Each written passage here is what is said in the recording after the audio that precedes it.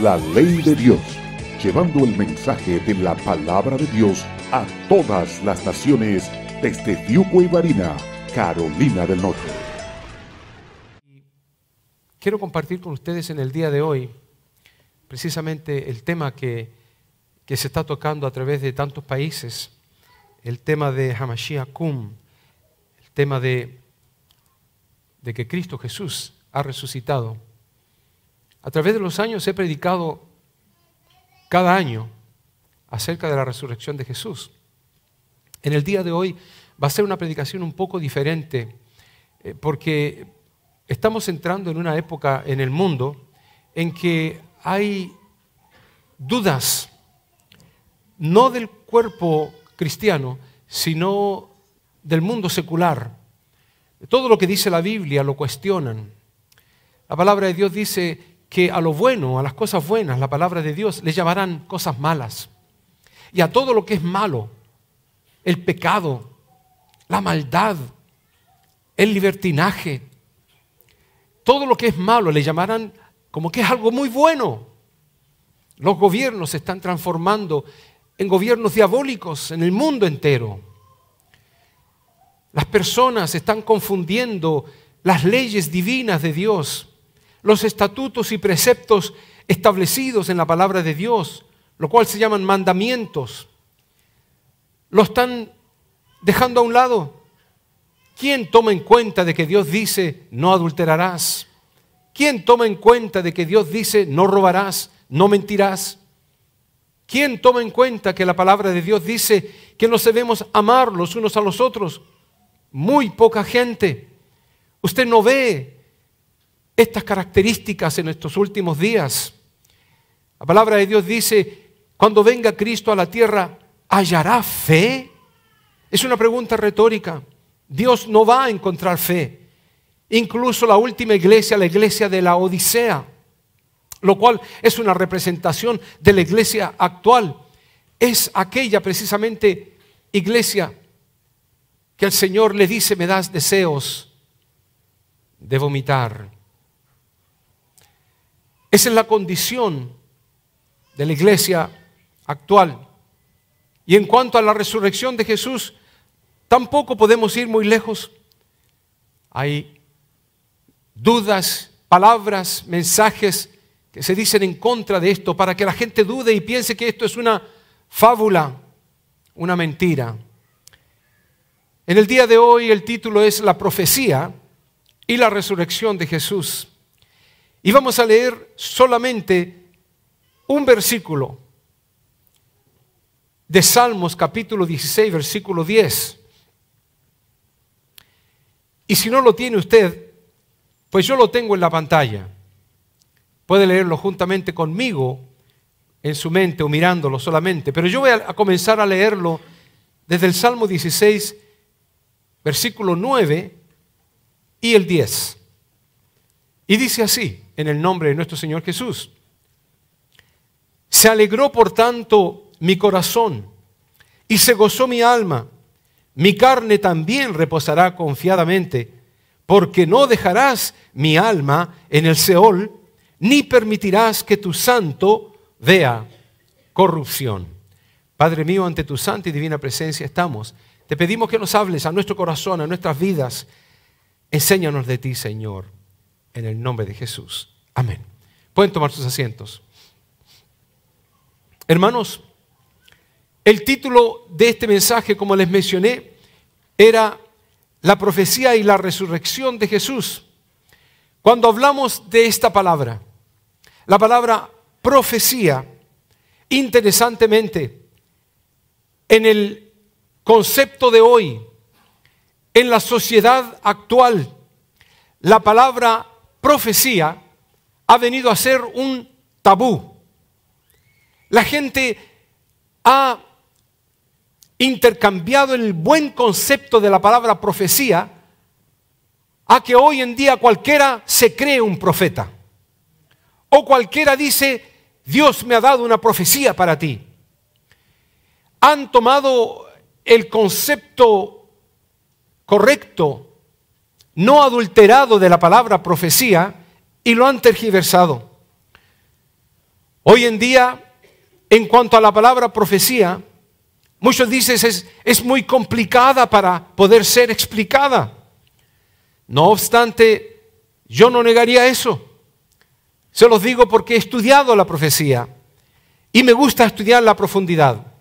Pero yo no diría que es extremadamente complicada hasta el punto de no poder ser explicada. Gente dice, es muy difícil de entenderla. Realmente grande de la profecía tenemos en el Antiguo Testamento, pero mayormente se encuentra por el Apocalipsis y es complicado, pero se puede entender. Algunos llegan a decir que la profecía es muy espiritualista o muy fanática y rechazan la profecía. Otros dicen, la profecía es algo neopentecostalista o simplemente carismático. No es algo para nosotros y también lo rechazan. Otros dicen, la profecía es algo muy fantástico o muy irrealista y también la rechazan. Y algunos sencillamente dicen, la profecía es algo muy futurista, cuando solo estamos tratando de vivir el presente. Ese es el concepto secular y quizás de algunas iglesias también en cuanto a la profecía. Pero quiero decirles que la profecía se encuentra escrita en más de 60 libros de la Biblia. Hay solamente unos 4 o 5 libros que no mencionan alguna profecía. Pero de los 66 libros de la Biblia, 61 libros hablan de profecía. Debe ser algo importante para Dios, seguramente. La Biblia contiene todo tipo de lenguaje. En algunos de ellos tenemos parábolas, tenemos canción, tenemos dichos. Hay un lenguaje muy rico en la Biblia, pero 28% del lenguaje bíblico es única y exclusivamente profecía. Debe haber algo importante de parte de Dios para el mundo que nos ha dado tantas profecías. Alguien se ha llegado a contar las profecías posibles que hay en la Biblia. Algunos dicen de que hay un total de 1200, otros lo llevan incluso a 3000. Pero hermanos, cuando hablamos de profecía, a la gente le da miedo. Le da miedo porque tiene que ver con cosas que ocurrieron en el pasado, que ya se cumplieron, o cosas que van a ocurrir en el futuro, o que están ocurriendo ahora mismo, lo cual ahora mismo están ocurriendo algunas de ellas. En el Antiguo Testamento se cumplieron 700 profecías al pie de la letra. Ninguna de ellas se quedó por cumplirse, ninguna se cumplió erróneamente. 700 de ellas se cumplieron al pie de la letra. En los tiempos de Jesús, Jesús cumplió al pie de la letra, ni una tilde ni una jota pasará hasta que todo se cumpla, dijo la palabra de Dios. Cristo cumplió 110 profecías, dependiendo de cómo lo vemos, otros piensan más. 60 profecías se han cumplido desde el año 70, cuando Tito, el general Tito, destruyó la misma ciudad de Jerusalén. Parte, por supuesto, de Roma en ese momento. Pero no solamente Jerusalén, sino el templo fue destruido en el año 70. Luego, desde el 1917, comenzaron a cumplirse más profecías cuando Israel se hizo nación en el año 1948 y los huesos secos comenzaron a cumplirse la profecía de Ezequiel. Y comenzaron entonces los terremotos en diferentes lugares con más frecuencia y los huracanes, y comenzó el calentamiento global y todas las profecías se comenzaron a cumplir al pie de la letra. Eventualmente vemos que se van a cumplir 80 profecías durante la gran tribulación y un aproximado de otras 80 más durante el milenio y el estado eterno. Ahora, hermanos, contar las profecías no es algo tan problemático. alguien pudiera tomarse años contando, analizando, investigando cuáles son las profecías y anotándolas una por una. Es lo que han hecho muchos exégetas y peritos de la Biblia. Pero algo más complicado es algo que se llama la probabilidad. Y la palabra probabilidad es una rama de las matemáticas que calcula las posibilidades que existen de que ocurra un fenómeno en determinadas circunstancias por asunto de chance. Esto es probabilidad. Es una rama donde hay personas matemáticas que se especializan en enseñarla. Yo tomé en la universidad una clase que precisamente tenía que ver con probabilidades, una de las clases más difíciles que he podido tomar.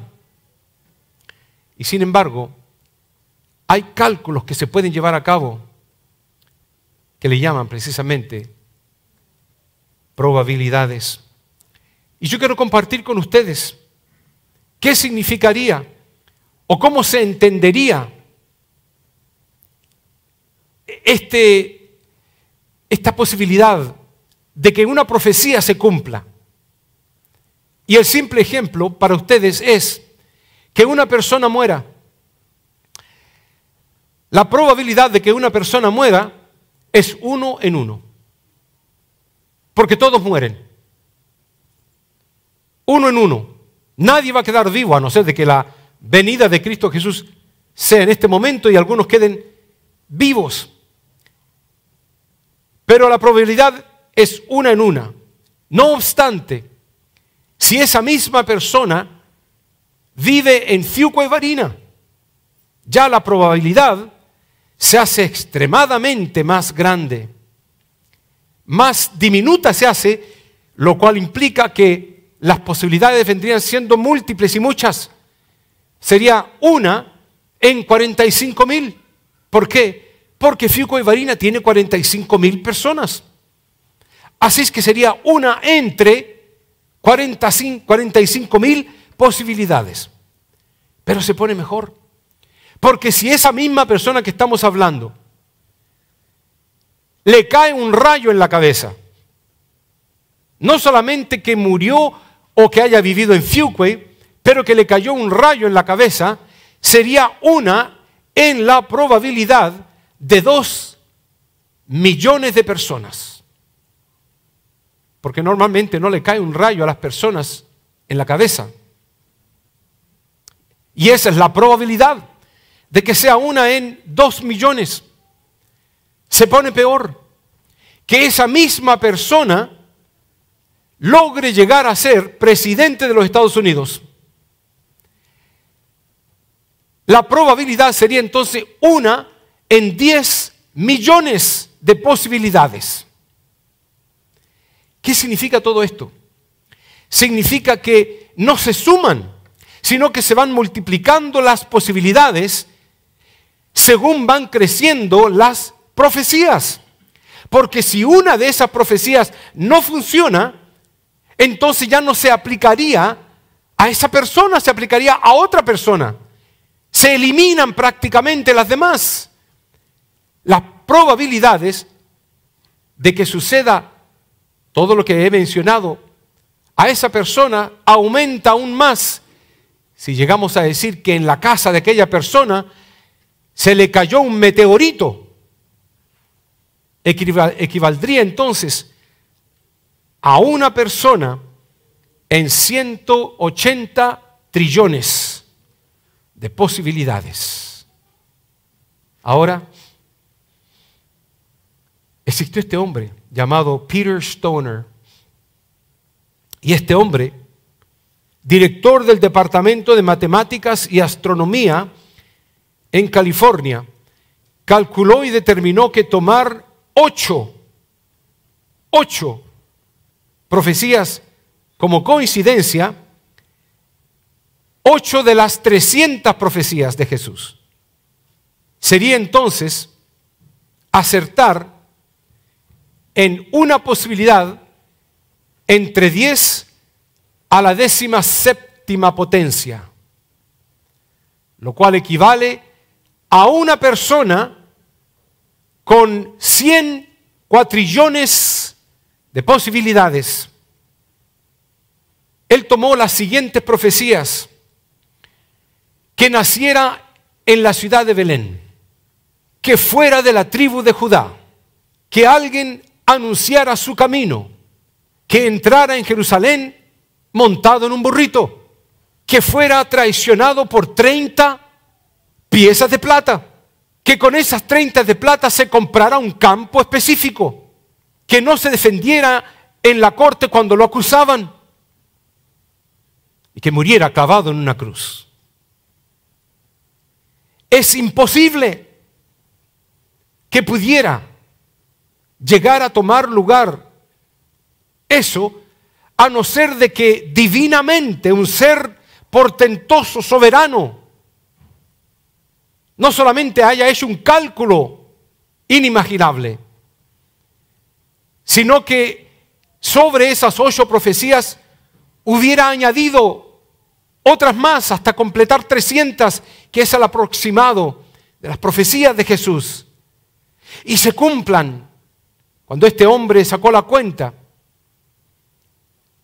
lo llevamos a un censo de que ocuparía, hermanos, todo el país de Guatemala, toda Honduras, toda Nicaragua, El Salvador, Costa Rica, Panamá, Belice, República Dominicana, Puerto Rico, Cuba. Un cálculo nada más. Si se tomara el área de todos esos países y se llenaran todos esos países con aquella moneda que aquel Peter Stoner calculó y las esparcieran una al lado de la otra, no lograría llegar a los 100 cuatrillones de monedas. Tendrían que volver la segunda vez a volver a llenar esos países, cada rincón, la tercera vez también, y la cuarta vez, y la quinta vez, y la séptima vez, eventualmente hasta llegar a un aproximado de la mitad de un ser humano, lleno aquellos países de monedas, para poder llegar a decir: he llegado al número 100 cuatrillones. Y le dijéramos a un cieguito, totalmente ciego, vaya y busque aquella moneda que tiene la marca de X. Y el cieguito preguntara: ¿a dónde? ¿A qué país? Ve tú. ¿A qué profundidad superficial? Ve tú. Y aquel cieguito vaya a donde se le antojó, metiera la mano en algún lugar de esos países que me he mencionado y sacara de los 100 cuatrillones de monedas una, y al tomarla sea aquella moneda que tenía la cruz. Es algo divinamente trazado por Dios.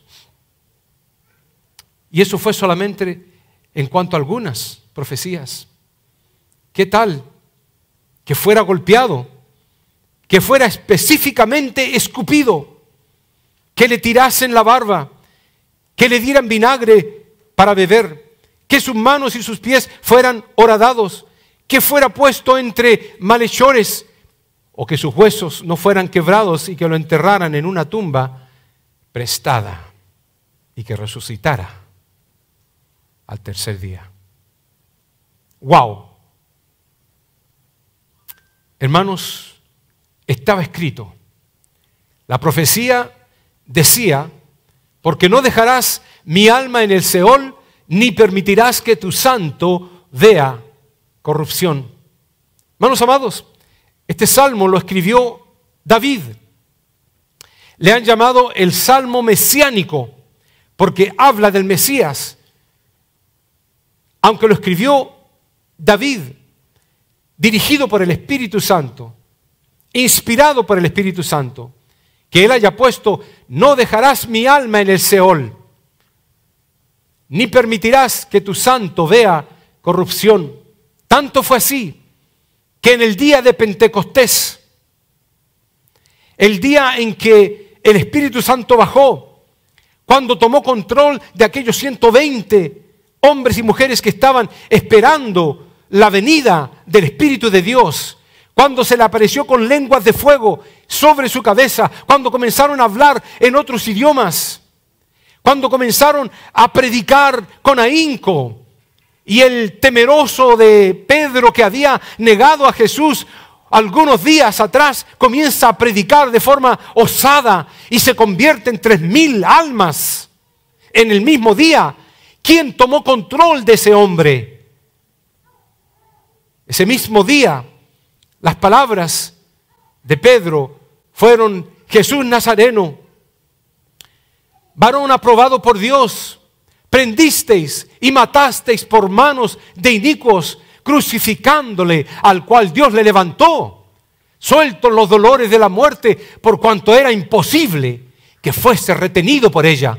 Porque David dice de él: porque no dejarás mi alma en el Hades, ni permitirás que tu santo vea corrupción.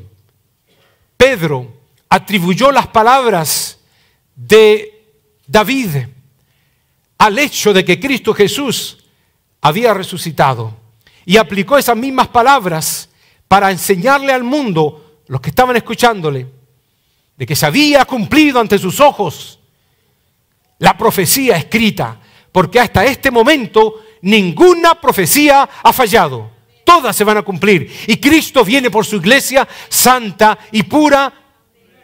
Y si tú eres santo y puro, te vas con Cristo Jesús.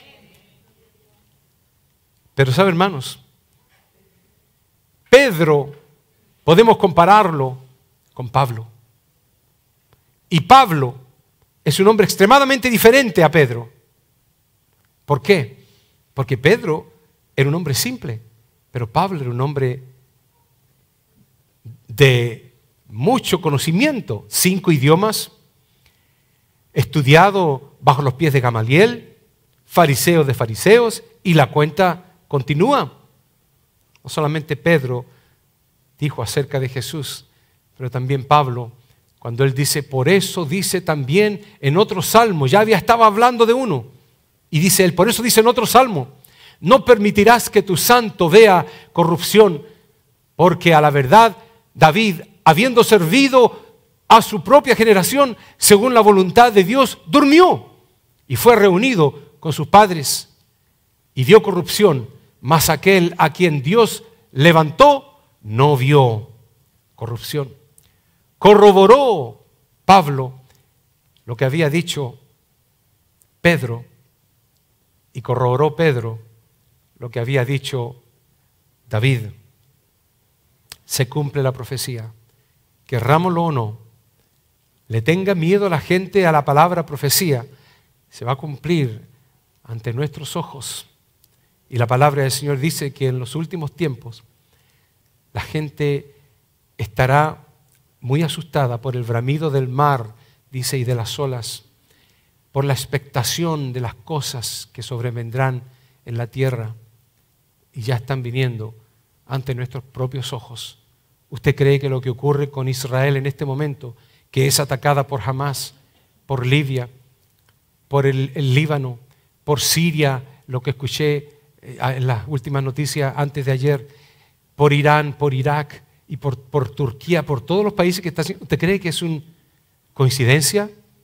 Lea el Salmo 83 y va a decir que las 10 naciones que van a atacar a Israel, e inmediatamente después de eso, Gog y Magog. Ante nuestros ojos se cumple la palabra de Dios. Pero hermanos, aparte de que Pedro y Pablo también lo dijo, la palabra del Señor nos lo había mencionado por allá por Oseas 6:1.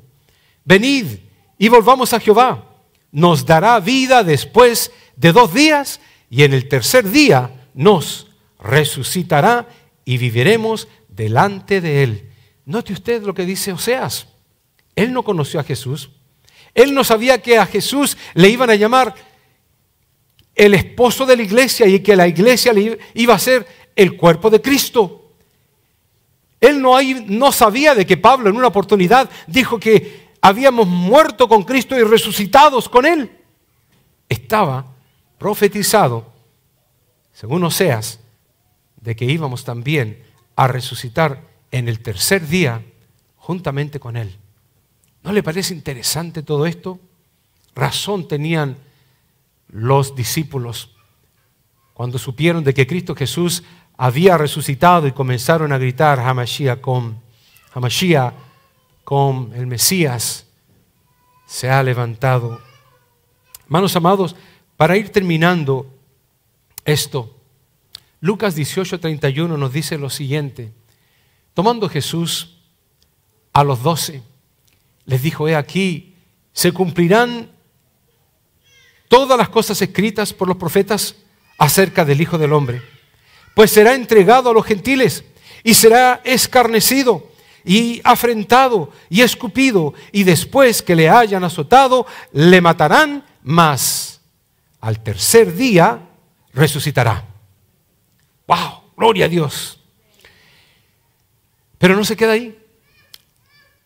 Dice la palabra de Dios en Mateo 16, desde entonces comenzó Jesús a declarar, implica continuamente, comenzó a repetírselo a los discípulos, que les era necesario ir a Jerusalén y padecer mucho de los ancianos, de los principales sacerdotes y de los escribas, y ser muerto y resucitar al tercer día.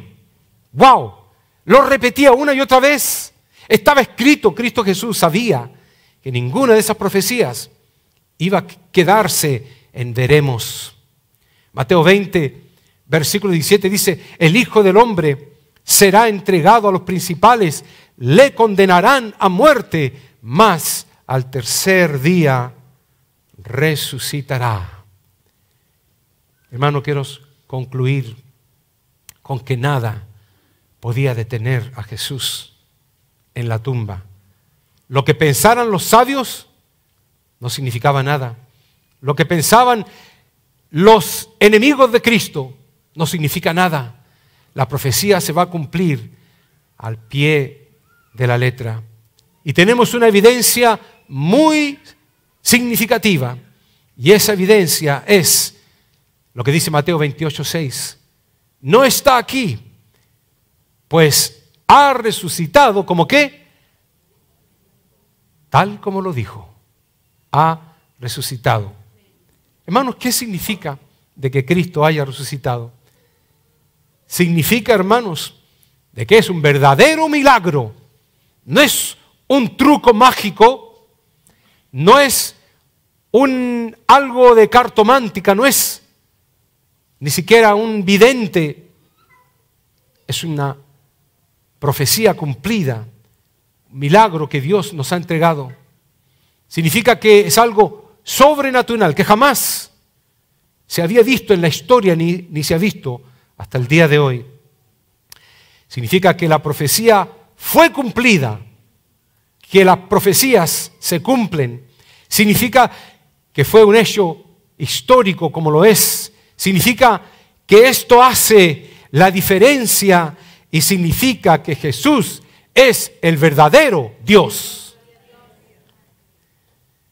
Y eso significa que nosotros también vamos a resucitar a vida eterna. Cuando estuve en Israel, estuve allí. Entré en esa tumba, lo cual es la tumba donde pusieron el cuerpo de Jesús. Pero la palabra de Dios dice que los discípulos hicieron exactamente lo mismo. Y cuando entraron, y Pedro entró, no vio nada más que los lienzos. Entró Juan, no vio nada. Salieron corriendo a decir lo que sus ojos habían visto. El cuerpo de Jesús no estaba allí. Dice que se le aparecen ángeles e interrumpen el asombro de aquellos discípulos. Y cuando se acerca, le hacen la pregunta: ¿por qué buscáis entre los muertos al que vive? Esa pregunta debiéramos hacerla nosotros. ¿Qué significa que Jesús haya resucitado y vencido a la muerte? pues significa que Jesús está vivo y que Jesús cumple lo que dice, que nuestros pecados son entonces verdaderamente perdonados y que hoy, desde el momento en que tú aceptas a Jesús, tienes vida eterna y que Jesús viene por cada uno de nosotros. Eso es si lo creemos, porque si no lo creemos, vamos a tener que sufrir no solamente la gran tribulación, sino que quizás hasta el infierno eterno. Cristo Jesús se presenta ante Tomás y le dice: pon tu dedo aquí y mira mis manos y acerca tu mano y métela en mi costado y no seáis incrédulos sino creyentes. Entonces Tomás respondió y le dijo: Señor mío y Dios mío. Jesús le dijo: porque me has visto, Tomás, ¿creíste? Bienaventurados los que no vieron y creyeron. La ley de Dios, llevando el mensaje de la palabra de Dios a todas las naciones desde Tiuco y Varina, Carolina del Norte.